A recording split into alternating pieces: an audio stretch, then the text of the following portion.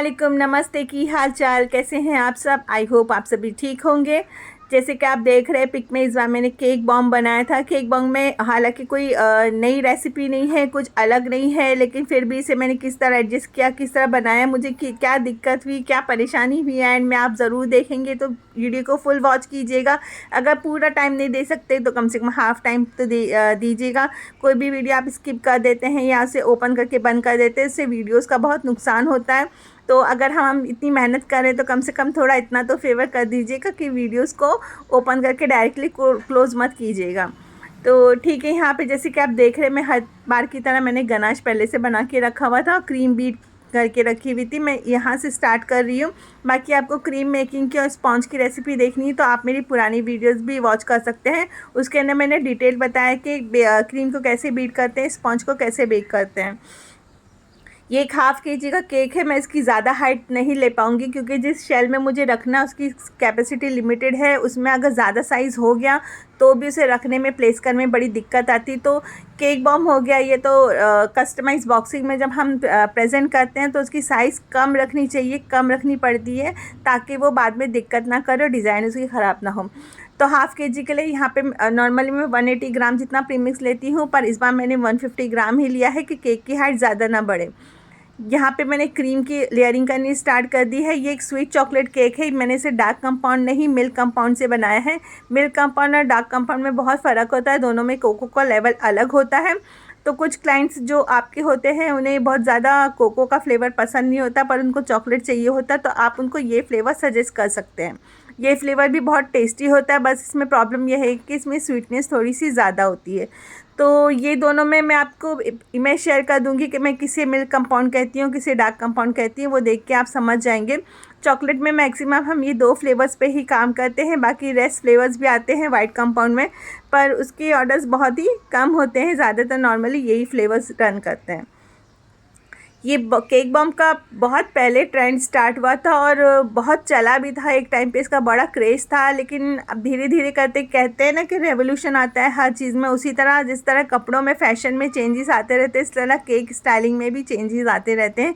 लोग पहले इतने पैशनेट नहीं थे केक को लेके, बर्थडेज़ को लेके, पर जैसे जैसे टाइम बढ़ता गया हर कोई अपने बर्थडेज़ और सेलिब्रेशंस को लेके बहुत अलग ही लेवल पे प्रिपरेशन करते हैं, सोचते हैं और सेलिब्रेट करना चाहते हैं।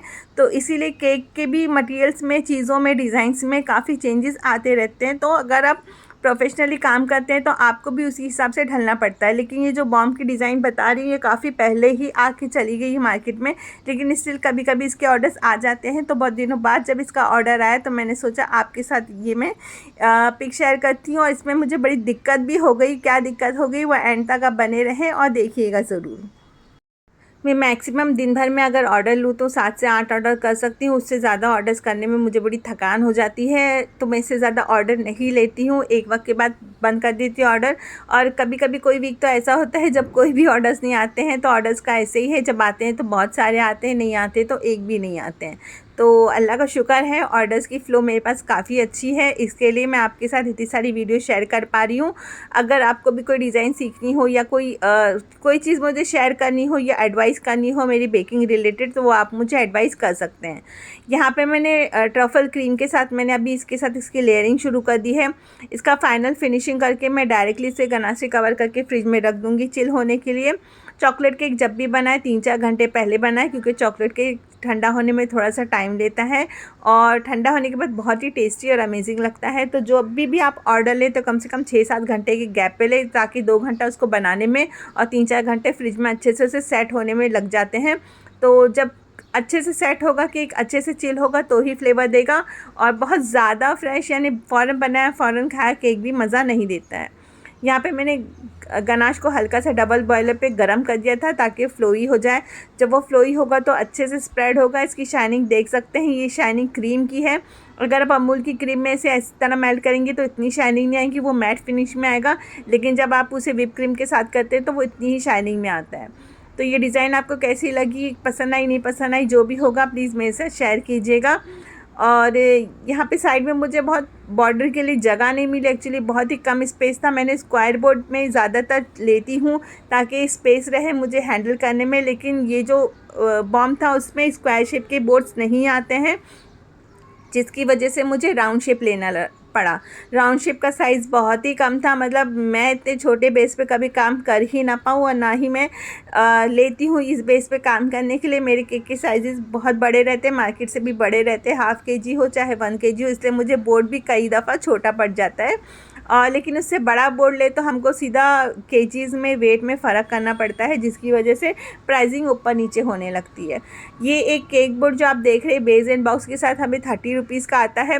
तो सोचिए अगर आप 200-250 में केक मांगेंगे तो सोचिए आप भी मटेरियल लेके ये सब लेके सामने वाला बेकर आपको कैसे देगा। तो इसीलिए कहते हैं ना कि ज़्यादा जो होम बेकर्स को लोग परेशान करते, इसी वजह से परेशान करते क्योंकि उनको होलसेल रेट में चीज़ें नहीं आती हैं। पर अल्लाह का शुक्र है मुझे ऐसी कोई दिक्कत का सामना नहीं करना पड़ता है। मेरी क्लाइंट बहुत ही अंडरस्टैंडिंग है, उनको जब समझाती तो मेरी बातें उन्हें समझ में आ जाती है। ये जो टॉपर्स है मैंने एक दिन पहले ही रेडी करके रखा हुआ था। मुझे 1 केजी का जब ऑर्डर था तो ये बहुत सारे टॉपर्स मैंने रेडी कर लिए थे, तो इस टाइम पर मुझे सिर्फ केक बनाने में मेहनत करनी पड़ी, बाकी टॉपर्स तो सब मेरे पास ऑलरेडी पेंडिंग में रखे हुए थे। तो ये मेरे केक का काम तो कंप्लीट हो गया, पर सबसे बड़ी मुसीबत है इसको एडजस्ट करना। अब मैं देखती हूँ इसे मैं कैसे एडजस्ट करती हूँ। ये फाइनल टच मैंने इसका कंप्लीट कर लिया। ये एक बर्थडे केक है, एक बच्चे का बर्थडे था, तो अब इसे मैं फाइनलाइज़ करूँगी और मुझे यही टेंशन है कि ये कवर में बराबर आएगा कि नहीं आएगा। इससे पहले भी मैं इसका ऑर्डर कर चुकी हूँ, तो वो टाइम पे ये दिक्कत हो गई थी कि साइज़ बहुत बड़ा हो गया था केक का, जिसकी वजह से साइड में वो कवर में लगने लगा था, जो बाद में अच्छा नहीं लग रहा था। तो एक बार मिस्टेक हो जाती तो दूसरी बात आप संभल के चलना चाहती। तो इस बार मैंने सोचा था कि मैं उसके नीचे का बेस हटा के कवर का उसको डायरेक्टली नीचे ही फिट करूँगी, लेकिन जब मैंने बॉम्ब शेल निकाला और मैं इस तरीके से इसमें जुगाड़ करने लगी, इसे फोल्ड करके कि मिडिल की पार्टीशन हटा के मैं नीचे बॉटम से केक को रखूँ राउंड फिगर को, तो उसमें और मैं डबल परेशान हो गई। आधा पौना घंटा लग गया मुझे एडजस्ट करते करते, फिर भी मेरे हिसाब का सोचा हुआ वो वैसे नहीं फिट हुआ।